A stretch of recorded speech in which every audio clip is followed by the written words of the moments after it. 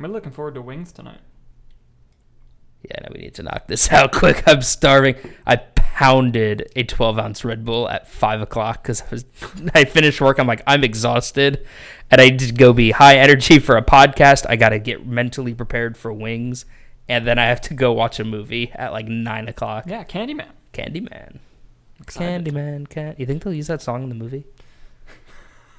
It seems like a missed opportunity if they don't. Hannah's never seen the first movie. So I haven't either. Is it like... What?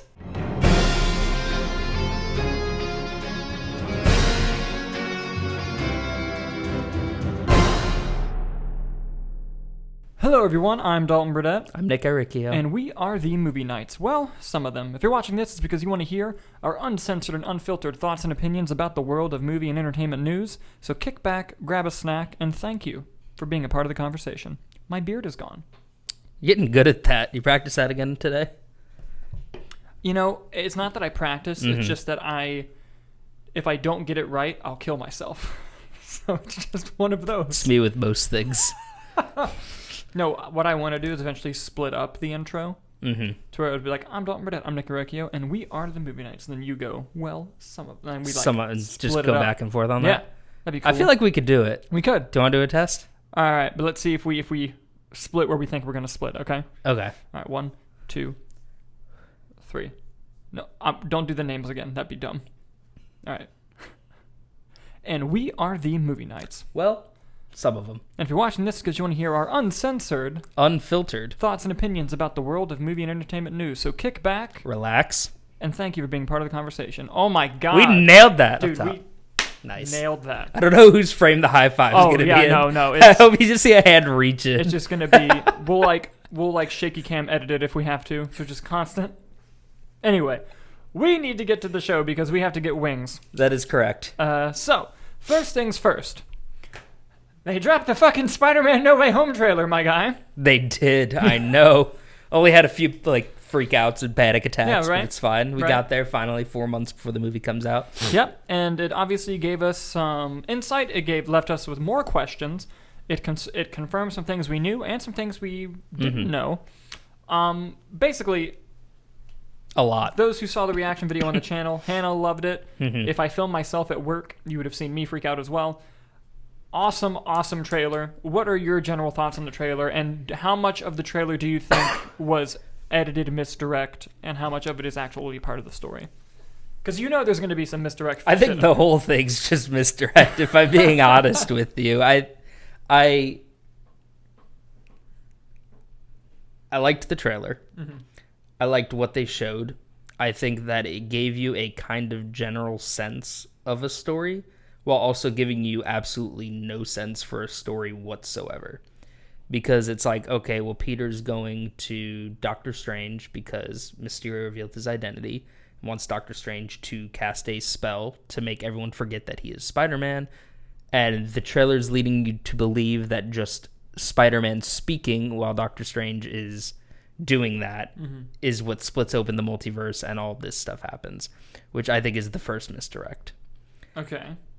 And you have all this other stuff. Wong just fucks off to go to his Shang-Chi cameo. That's Wong's thing, baby. He fucks off when the action the sanctum's unguarded. I gotta go. And we get teases of villains. You know, there's some yellow lightning, perhaps hinting at Electro. Okay, but let me hop in on this. Go on, yes. What was confirmed by the major trades was Electro and Doc Ock. Jamie Foxx, Electro, Alfred Molina, Doc Ock. Yes. Now, even though I knew that, did I become a child again in 2004 when I saw Alfred Molina? Oh, yes, I did. Oh, yeah. Hello, Peter. My father took my entire Little League baseball team to watch Spider-Man 2. Really? Yeah. And I still have my ticket stub. I should have got it ready. Fuck, for this show. That would have been good. But I still have it. Such a good movie. Such a great moment in the trailer. We saw Willem Dafoe's Pumpkin Bomb. We did see Willem and his laugh. There had been some online chatter about that, but it's at online chatter. Yeah. And then it was in the trailer. And then they just dropped it. They were like, you know what? Cat's out of... he has to be in the movie now, right? They can't just do that and not have him in the movie. Yeah, what Doc Ock has one. Yeah. You know who I want to see? James Franco. Dane DeHaan. That would be good. The real Green Goblin. I they did a good job because everything about this movie, people know nothing about this movie, yet everything about this movie. Yeah. Like, everything's been reported, like, about, Willem Dafoe, Alfred Molina, Electro, and they basically confirmed all of that without confirming any of it by just giving you teases, because now then in the back of your mind, like, are they going to, like, misdirect on it? But then you throw the pumpkin bomb, they're like, here's Willem Dafoe's pumpkin bomb. Here's Willem Dafoe's laugh over the pumpkin bomb. Yeah. We're not going to tell you he's in the movie, though. Yeah. Because why would they fucking do that? Michael Keaton is main villain in Spider-Man Homecoming. God, yes. Main villain in Spider-Man Homecoming is Vulture. But they would never They say never that said Michael Keaton Vulture is Vulture. until like 2 weeks before the movie came out. The trailer. Yeah. And also, the reason I bring up trailer misdirects is because famously in the Spider-Man Homecoming trailer, there was the shot of Spider-Man and Iron Man flying together, not in the movie. Also Vulture in like a building coming down. Which means there's going to be some shit in this trailer that's just designed to throw us off. Yes. If I had to take a guess, Doc Ock saying hello, Peter. Is to Toby. Definitely to Toby. I think that Willem Dafoe's pumpkin bomb, I think that's real. I don't think that's misdirect. Okay. Mostly because if they put something like that in it. Yeah, that'd be bullshit if he wasn't. That would just piss everyone off. But then I feel like there could be little misdirects. Like, for example, Doc Ock's tentacles were glowing red, which means that they are controlling him. He's not controlling them. Yes. But that's an easy edit. Maybe, that could be part of the thing is like, oh, no, Doc Ock's in control. He's just pissed. Yeah. And I think also, I know Jamie Foxx had that leaked thing where he's like, I'm not going to be blue this time. Yeah. But maybe that's all misdirect. Not that but maybe the yellow lightning, maybe it actually is blue. Yeah. Because they're trying to hide that. I don't know. You also saw bits of Sandman. Allegedly the Lizard. Everyone is saying that one shot is Lizard, although it was fucking way too dark. It's too dark, and I need more than that. Yeah. Although, did you see like the claw mark stuff that people were pointing out? No. On the shot when Tom Holland's in the black suit. Yeah. He has like the claw marks I gotta on go that. watch that again. Yeah. Oh, it's very like you have to pause or like look online or. Also, this is where I need you guys. The guy in the white T-shirt in the interrogation room, was it Matt Murdock? 1,000%. Here's the thing: he's got the arms and the suit. On the wide shot, he looked kind of tubby. Maybe it was a bad shot. Maybe it was a stand-in. But I know Charlie Cox. That man is too beautiful to look like that. Why frame it the way they did? Why purposely cut off the face? Exactly. Who frames a shot like that? Yeah. If you're trying to hide someone's face. That is definitely a wide shot that has been just cropped in. So on the trailer, here's the thing, right? Let's say everything is real. Yep. Right? That we have Alfred Molina's Doc Ock is real, right? Willem Dafoe's Green Goblin. Jamie Foxx's Electro. Sandman. And Lizard. Let's say all that is correct. All those teasers in the trailer, right? That's 5. Now they have, in Spider-Man lore, a group of villains. Specifically 6 villains. Yep. Known as the Sinister Six. Yes. This is 5. Which means there's the potential of for a 6th. Now, if you had to just... Take a gander, shot in the dark, who's your bet on number 6? Call it now, right now. Time, state, damp. Your best guess as to who number 6 is. I feel like number 6 has to be a Tom Holland new villain. A Tom Holland villain. Yeah. Okay. And I think it's going to be Michael Mando's Scorpion. Because they still haven't tied that back. They haven't tied that back. That is true. See, And because who else is in this movie? J. Jonah Jameson. And we've never seen the Scorpion origin of J. Jonah hiring Scorpion to kill Spider-Man. And this J. Jonah in this universe would very much so do something like that. True, plus Scorpion's whole thing is like attacking the people you know. Yes. Like Spider-Man's family. That's pretty much who he goes after 90% of the time. It's like always a hostage situation with Scorpion. And now Peter Parker's Spider-Man. Okay, Ned, MJ, Aunt May, Happy, all the people he knows. Which would be a good time to bring him back. I like that. But you don't think Sony wants to save him for like their side of things? You think they'll throw Marvel that bone? Yeah. They're like, well, we're getting Vulture. Vulture's ours. Yeah. So who do you think number 6 is going to be? Deep down in my heart, I really want it to be Topher Grace Venom. And then even deeper in that heart, I really want it to be Paul Giamatti's Rhino. Oh my god. But the fanboy in me, I think, is going to go with Michael Keaton's Vulture. Yeah. I think he will be back. I know that he's in Morbius. Mm-hmm. Which we still don't know what the fuck is up with that. Would Morbius, without the delays, would that have come out before Spider-Man, right? Yeah. Ooh, I didn't think of that.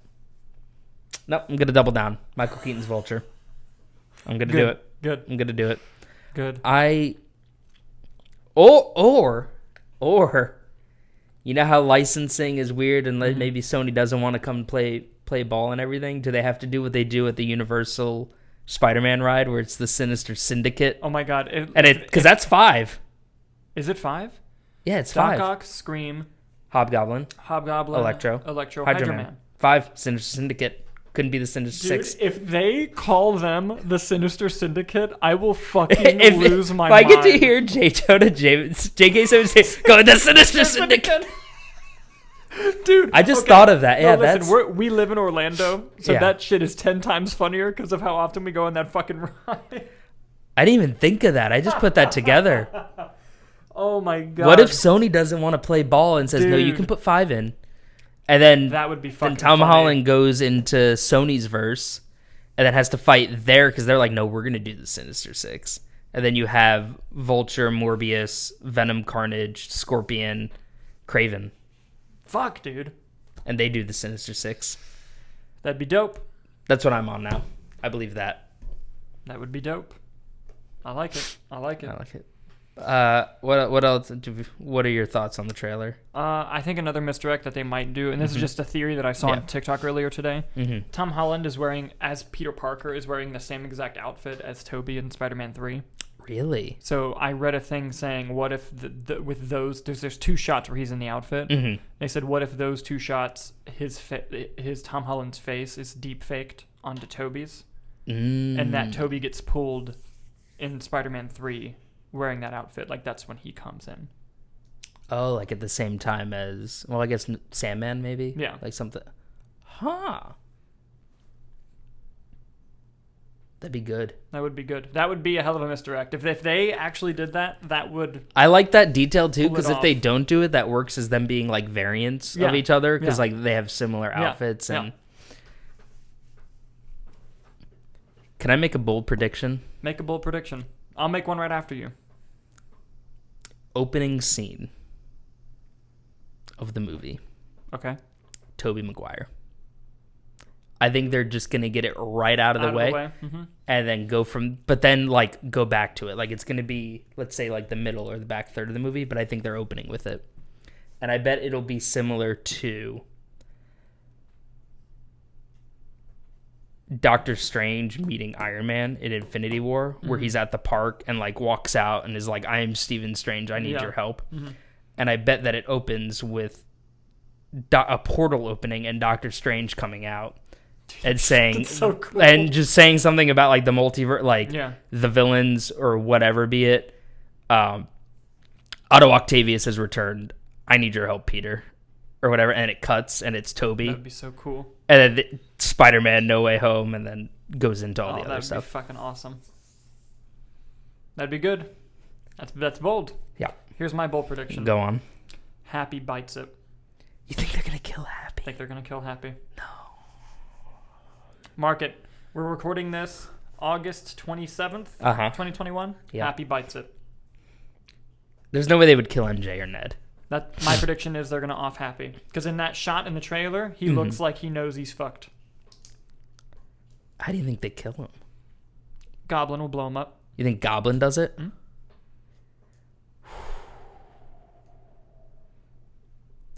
I think Goblin's gonna do it because Andrew Garfield's had a Goblin kill somebody, and Tobey Maguire has had a whole like trilogy of movies involving the Goblin. Yeah.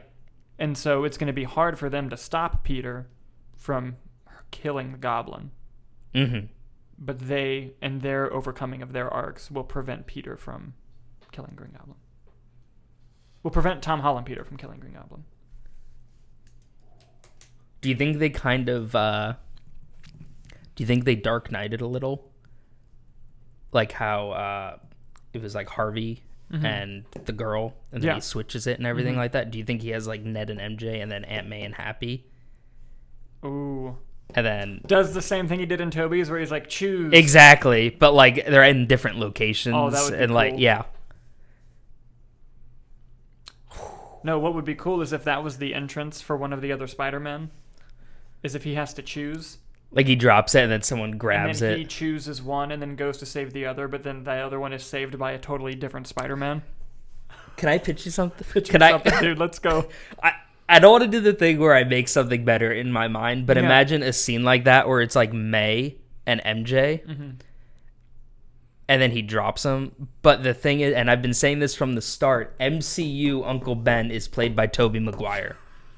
I am calling it now. Because for some reason with this Spider-Man, they have a weird obsession with him needing a father figure. Yeah. So it would make the most sense if he is fighting with a Spider-Man that is his Uncle Ben. And that it, right? And he has this moment of like... Yeah. Yeah. Uncle Ben? And he's like, no? Yeah. Peter. Yeah. Like this weird, right? Because Tobey Maguire would match age, right? That scene, picture a scene like Goblin, right? MJ, Aunt May. He drops it. And he goes, and Peter's like, I can get them both. And he goes and grabs MJ. And May is like falling, and he's like, oh, like I can't get it. And Toby grabs, and May comes gets in, saved by Uncle Ben. And yeah, and she goes, Ben. Yeah. Oh. And he says like, why is everyone calling me that? Yeah. But Aunt May gets saved by Uncle Ben and Peter cool. Parker. And then Toby can give Tom the with great power speech. I'm on board. And I bet when Andrew and... assuming Andrew and Toby are in the movie... this is all assuming they're in the movie. Yeah. And that Willem Dafoe's in the movie. Yeah. I bet you when they come into Tom's universe and they're asking him questions, they'll say something like, oh my god, is Ben alive here? Yeah. And then every single Peter Parker has to get their heart broken down. Ben dies. Yeah. The one constant. Yeah. Dude, we could do an entire episode talking about We really could, yeah. But we have other stories. We do, yes. Let's lead it into something similar. CinemaCon is where they dropped the Spider-Man trailer. Yes. And while Sony was at CinemaCon, they mentioned that they've renamed their Spider-Man universe, thank God. Did they? Because the original was called Spunk, the Sony Pictures universe of Marvel characters. Terrible branding. It is now Sony's Spider-Man universe. The SSU, or the SSPU, or SSMU. The Navy ship. Yes. So much better. Sony's Spider-Man universe. Sony's Spider-Man universe. Yeah. Okay. Do you think there's any deeper meaning behind this name change? Probably. But we won't find out until... Oh, yeah, of course. Of course. You know, I never got why Sony, like, did this whole thing, like, why they needed Peter Parker. Like, I would have totally been on board with their universe with Miles. Yeah. Let's have Miles show up in Venom and... Yeah. Yeah. And just... I think or even do a separate Spider-Man movie with Miles. Yeah, I think every year we get closer to live-action Miles. I think the issue is that Miles' story's so tied to a Spider-Man. Well, what's about to happen? Yeah. I think it's coming sooner rather than later. Mm-hmm. We'll see. We shall see. Good name change. Yeah. Better branding. Good name change. SSU. MCU, SSU, DC, EU, just short. Yep. DC should just change it to the DCCU. The DC Cinematic Universe. And because it's cooler. DC Extended Universe? Yeah. I don't know why they... DCM. DC Multiverse. Yeah. Oh, yeah. Everything is DCM. Yep. Everything is DCM. Yeah. It's all part of the same multiverse. See, they need to hire this guy to do their marketing. It's almost like he went to school for it or something. The next thing I want to do is follow up on last week's show Mm-hmm. where we were talking about box office and about theatrical exclusive movies and how they're going to pair versus the day and date releases. And we were right about something. Free Guy only dropped 33.8% at the box office, bringing in $18.79 million in its second weekend. Word of mouth got out for that movie. Guess what opened second? Paw Patrol. Reminiscence. Oh, we'll get to Reminiscence. Paw Patrol? Paw Patrol with like 13 million. I hope Paw Patrol has like a 20% drop off its second week. Dude, the thing is, the reviews are really good. Are they really? Yeah. Kim Kardashian's in it. I know. But the reviews are good. It's the only kids movie out. Yeah. The only kids movie out. Yeah, and I think they might have put that on Paramount Plus already even. So that's not bad. Jungle Cruise came in third, bringing in another 6.2 million. Don't Breathe 2 came in fourth, bringing in a 5 million. Theatrical exclusive movie only dropped 52%. Which one? Sorry, Don't Breathe 2. That's good. Yep. And coming in fifth, dropping only 56%, was Respect, the Aretha Franklin biopic. Oh, that's out? Oh, Yes. I didn't know that. Yeah. The Suicide Squad came in sixth, and The Protégé came in seventh, and its opening weekend came in seventh with $2.9 million. The Night House came in eighth, which is a new movie, coming in at $2.8 million. Reminiscence came in ninth with $2 million even. It's like a $60 million movie. That was second week? First week. Oh. So it came in ninth opening weekend. $2 million. Now, granted, it's HBO Max, so they're going to judge it varying degrees of success. Oh, but, is it on HBO Max? Yeah. Oh, I didn't know that. But it's not good. That's not a great start. No. Not a great. So I think, just following up on last week, the market is ready for theatrical exclusive movies again, even if the initial numbers aren't high. They will get high. Shang-Chi is going to be the real test. Mm-hmm. If Shang-Chi opens big and it doesn't drop a lot, we are golden for the rest of the year. So Shang-Chi needs that 30%. Not 30, 50. but it needs less than 50, or right at 50. Right at 50. Because Suicide Squad dropped 70, Black Widow dropped 67. Mm-hmm. So if it drops like a normal 55 or even less, we are golden. Because I read a report, and I didn't make it as part of the show plans just because it wasn't like an official thing, but I'm seeing some reports saying that if Shang-Chi does horrible, that they're going to push Eternals. Really? Does that mean they push Spider-Man? Well, that's not their call. I think Sony's got their finger on the trigger on that But one. at the same time... I think Sony's... But at the same time, Eternals isn't a... It doesn't seem like a consequential movie Spider-Man. to the story of the MCU. Like, it could take place anywhere, which is why they move Shang-Chi ahead of it. It just needs to be after the snap. Yeah. And also with... Sony is rumored to push Venom to the Morbius date. I saw that. But they haven't done it yet. But it's just a rumor right now. Yeah. So it's up in the air. I'm telling you, Shang-Chi has so much writing on it. It's all about that. I think what was interesting, too, is they released the Spider-Man trailer, but they gave you the December 17th date. They did. And they said only in movie theaters. Yeah. Which I think instills confidence. Yeah. Or... I don't think Spider-Man is going anywhere. I think it can't. I think with how much hype is around that movie, if Sony was like, yeah, we're going to push it back. Yeah. Riots. Not only that, but it's the holidays. Yeah. So they're like, people are going out and they're going to see it. Yep. Even in this pandemic. Like, people are watching the movie on December 17th. Which is interesting. Like, yeah. I think it does well. I think Venom 2 actually has the chance... I guess not with the COVID. I was going to say to cross the billion because I know Venom got pretty close, the first one. I think that... Do you think that there's a $1 billion movie while COVID's happening still? If Spider-Man comes out December 17th... $1 billion. And it opens in China. Yes. Easy billion. Not easy. But billion. But if a movie is going to do it, it's that one. Yeah. Do you think without COVID? Without question. Do you think $2 billion without COVID? Spider-Man and Wham? In the conversation. If it's good. Not a guaranteed $2 billion. I'm always worried about $2 billion is not a very exclusive club.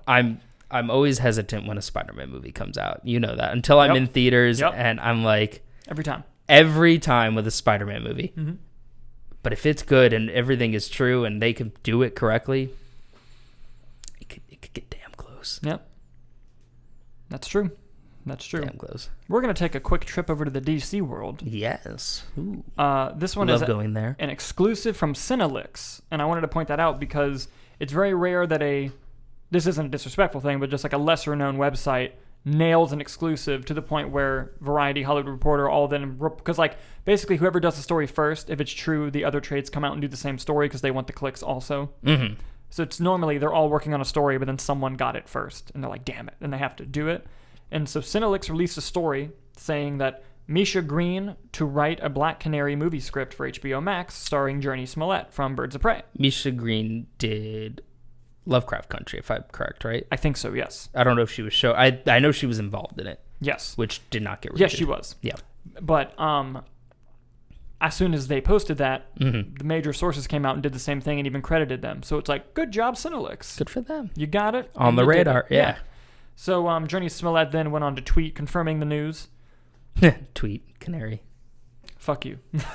but I liked the Birds of Prey movie. I didn't love it as much as some people did, but also I didn't think it was a bad movie either. Mm-hmm. Middle tier DCEU, but I Bang average. Bang average. Love the R rating. Love the swings that it took, and I thought Jurnee Smollett as Black Canary was a great addition to the movie. Love me some Ewan McGregor. Love me some Ewan McGregor. Love me some Ewan McGregor. I'm excited for the Black Canary movie. I'm gonna watch it. What are your thoughts on this news? I'm curious what they kind of go around with a show or a movie with that. For some reason, Black Canary screams show to me. Okay. I don't know why. I feel like that could work with the character. I really liked her performance in the movie. I really like the concept of the character. Huntress' story was so interesting in that movie, though. Yeah. Like, I want that movie. But I watched Lovecraft Country, really liked the show. If that writer, whatever they were, is involved in it, I am interested in it. I think that Jurnee Smollett was great in the movie. I felt like they didn't really give her a lot to do. And then I watched Lovecraft Country, and I was like, holy shit, she's good. Yeah. Oh, yeah. Like, really good she actress. is good. And I'm like, I will watch this. I still need to watch Lovecraft Country. It's weird. It's a lot. It takes you a while to like get into the universe, you know? Dude, I'm behind on so many shows. I still haven't watched The Watchmen show. I haven't either. I want to watch it. And I've heard it's Yeah. excellent. Yeah. Like, excellent. I like that they only did one season with that, from what I've heard. But I'll watch it. I'm curious what kind of storyline they'll go with, what kind of villains they'll bring in, because, you know, and will we get appearances from the other Birds of Prey in that sense? I saw rumors online that Savant from Suicide Squad got like arrested by Black Canary. Yes, because the bird, I believe, is a canary that he kills in the beginning. That would be cool if they tied I that think in. He's actually tied to the Birds of Prey in the comics quite a bit, so it could be interesting. And we might get other Birds of Prey cameos in the movie. Yeah, that'd be cool. You never know. Yeah. I think that it's good, and so movie-wise, HBO Max has, because that's going to be an HBO Max release, right? Yes. So HBO Max movie-wise, they have Black Canary, Batgirl. No, sorry. Batgirl, and Blue Beetle. Those are all currently in development. And then the Peacemaker TV show on the TV show side. Yes. And then DC's turning her, you know? And then on another Earth, they have the Robert Pattinson Gotham show. Or the Robert Pattinson Universe Gotham show. Yeah, Gotham PD or whatever they're calling it. Mm-hmm. Yeah. Dude, I would love for them to just release call it the DCM, like you said, and then release a chart of like Earth 1, these movies. Earth 2, these movies. Earth 3, and just like give them names. Yeah. And it even makes it easier for filmmakers to come in. Like, let's say Joker is Earth 5. For a filmmaker to come in and be like, can I make a movie that takes place on Earth 5? Yeah. Sure. Can I make a Riddler Solar movie, Earth 5? Yeah. Yeah. Or, hey, can I create Earth 27? Sure. And just... I wish they would just release it. Because, like, we know what takes place in the same world and what doesn't, but just, I like when things are assigned names. Because I you like have all, organization. like, the CW shows and everything. Yeah. I like organization. Just release the chart. That's what I want to see. Yeah. I feel like they're waiting to see how the Batman does and be like, do we want to make his Joker Joaquin? I don't know. I don't think they'll make it Joaquin. How do we want to do that? Yeah. No, I think... Just because I don't think Joaquin wants to do that. His sequel got confirmed, right? Joker 2's in development. It's not greenlit, but they're writing it. Yeah, they're writing it and seeing if it's worth it. Seeing if they can get Joaquin to come back. Capture that magic. And yeah. Interesting. Basically, I'm curious how you take that story farther. Who knows? We'll see. Smarter men than I. Yes, much smarter than you and me. Yes. Hopefully. Yeah. Let's not hire dumber people than us. Yeah, that would go terribly. First of all, how would they find people? It's so dumb. Congress. Topical. We're gonna go to the next story. Could cut to a clip. Jamie pull. God, I fucking hate us. Do you have any in there? Can I take this? Or is it empty? Barely. Yeah. All right. Sorry. You're good. She's okay, but Letitia Wright was hospitalized yesterday with minor injuries after performing a stunt on the set of Black Panther 2. Really? Yep, this was confirmed by the Hollywood Reporter. Basically, there wasn't a whole lot of information about the injury. It just said that she hurt herself, very minor, went to the hospital, came out the same day. Good to go, back on set. Yeah, so not much of a story, but it's still important to point out in case it turns into something else, or maybe more people get injured on set and there's an ongoing problem going on. But I just wanted to bring it up to say, we love you, Miss Wright. We hope you're okay. I mean, apparently you're okay, but I look forward to Black Panther 2 and seeing Shuri, and hopefully she doesn't hurt herself anymore. Fair winds and following seas, my friend. Fair winds and following seas. Yes. That was a nice way of putting that. Also ties into the Namor rumors. True. I didn't even think it's about all that. connected. It's like a circle. Oh my god. All right, this next one you sent me. Jason Momoa and Dave Bautista are crafting a buddy cop movie. Yes, they are. I'm going to read from the Hollywood Reporter. Please do. It all started with a text from Dave Bautista to Jason Momoa saying they should do a buddy cop film, and now the duo is in the midst of developing a project. The Aquaman star was a guest on Monday on The Late Show, where he shared a bit of detail about the budding project. He literally texted me 4 days ago, "We need to do a buddy cop film. We love each other. We are on Sea and Dune together." And I said, "Absolutely." And he said, "Let's do it in Hawaii." And I said, "Let's do it. I have an idea." So it's off to the races now. We're doing it. So there you go. That's how you make a movie today's age. I know also because it started a little bit as a Twitter thread. And I know some other people involved were David Smolshin from Suicide Squad, Polka Dot Man. He said, "Only if I can be like the creepy guy you interrogate first." And there was and David Leitch, Deadpool, right? Yeah, Deadpool 2. Deadpool 2 and John Wick? John McWan, Atomic Blonde. There we go. Yep. Good. I know he was in the conversation, and I'm very curious if all of that comes together. That would be amazing. Because, I mean, I know that they'll definitely get Bautista and Momoa. Yeah. If David Leitch, if this all just becomes a meme movie, that would be the best fucking thing ever. I'm so excited for this because, one, Jason Momoa is gorgeous. Let's just get that out. Undeniably so, yeah. 2, I love Dave Bautista. I think he's hysterical. He is. And he's actually a really good actor. 3, I love buddy cop movies. That's like my favorite genre of film. Yeah. It's just a buddy cop movie. Good old... And I feel like they won't take it seriously. I feel like it'll just be fun. They'll know what it is. They're just going to be there to have a good time. And I hope it gets made. And I hope... Yeah. I hope so too. Even if it goes straight to streaming. Just what a great story for how a movie gets made. You know? Yeah. What a great story. We love a good story here. We love a good story here. A good underdog. All right, so I got 3 breaking news topics to share with you. Ooh, go on. And then we were originally on today's show going to end it with the Scarlett Johansson versus Disney because there's updates.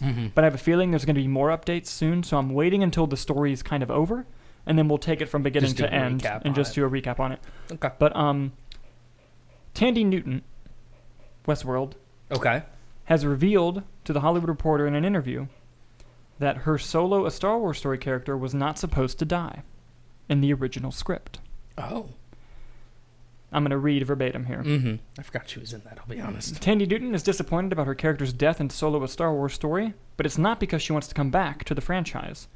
The Westworld and Reminiscence star told Inverse, I'm sorry, it was on Inverse, I'm just taking it from THR, that her character was actually scripted to live in the 2018 Han Solo standalone movie.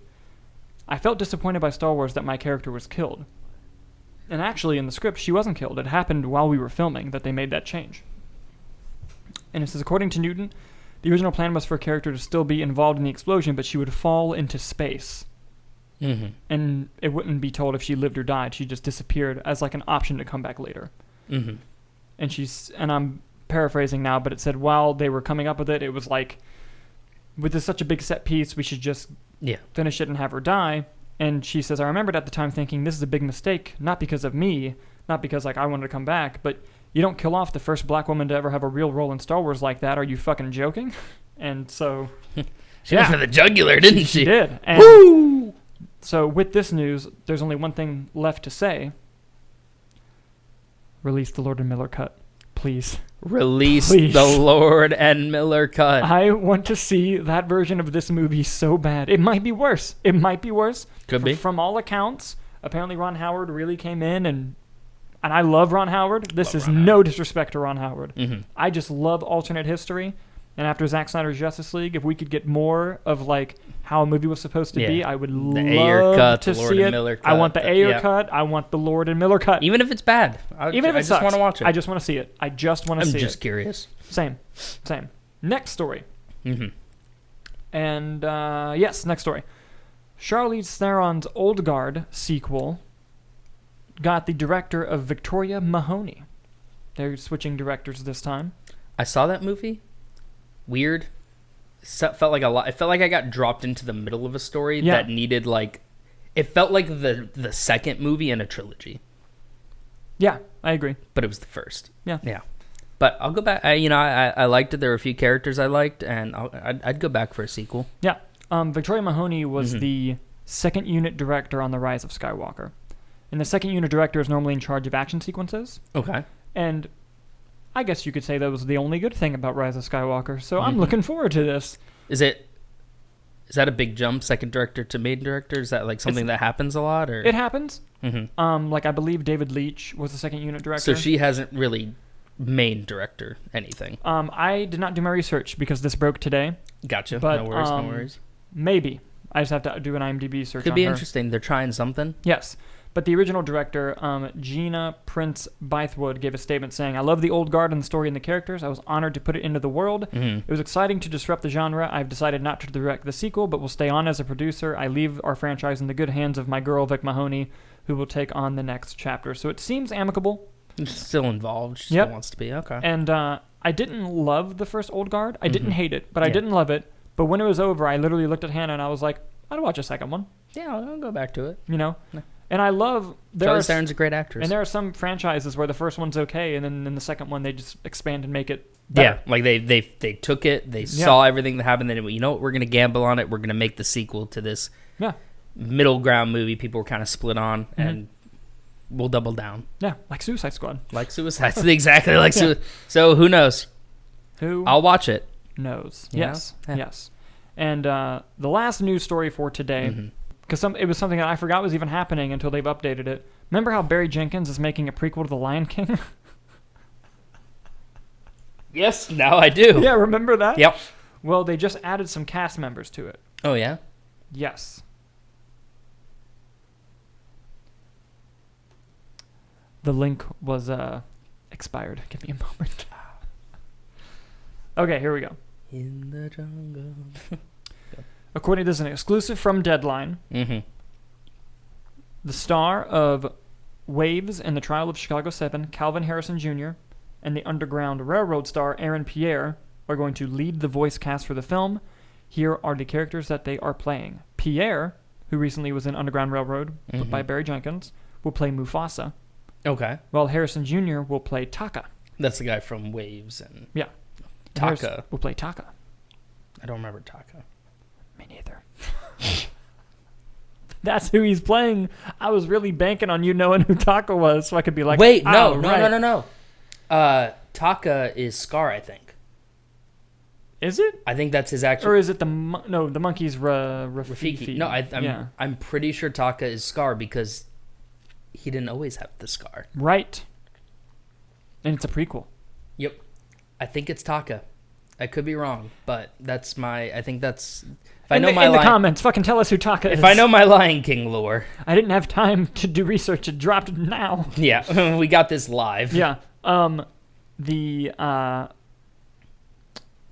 article goes on to say that the Untitled prequel Disney is still describing as live action will continue the photorealistic animation that Jon Favreau used. Hopefully they give some fucking emotes to their faces, though. Be nice. Because that was the main thing. Yeah, but here's the thing. I'll say what I said when the news broke. I love Barry Jenkins. He's a fantastic filmmaker, and whoever he chooses is going to be correct, and I'm there. Yep. Sold.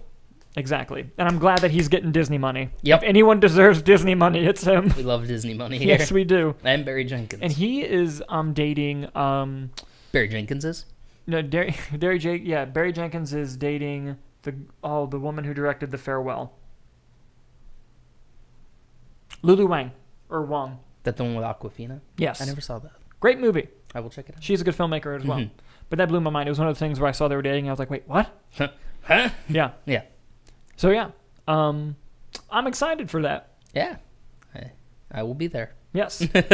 Well, ladies and gentlemen, Nick and I are going to go eat wings, then watch Candyman. If my lazy ass ever gets to doing movie reviews again, I'll do them. We should just do an episode where we catch up on all the movies I never reviewed. Just a giant episode. Yes, yeah, that would be fun. That'd be a good one. Yeah, and next week we'll talk about any news that drops. We'll also bring up Spider-Man again just because of the people that we are. And eventually when the Disney Scarlett Johansson story fully wraps, we will wrap up that story and give a recap of how it went down and how it will shape the industry. So with all that being said, thank you guys so much for watching. Do you have something else you want to say? Follow us on social media. Yes. Follow us on the social media. Future editing Dalton. Remember to put links to the social media in the description because you always forget, you pompous fuck. Do that. Thank you guys so much for watching, and we'll see you next time. Why would you do it at the same time? Now I gotta cut again. Do you want to take it again? No. I thought it'd be cool if you could sync it. You've ruined it.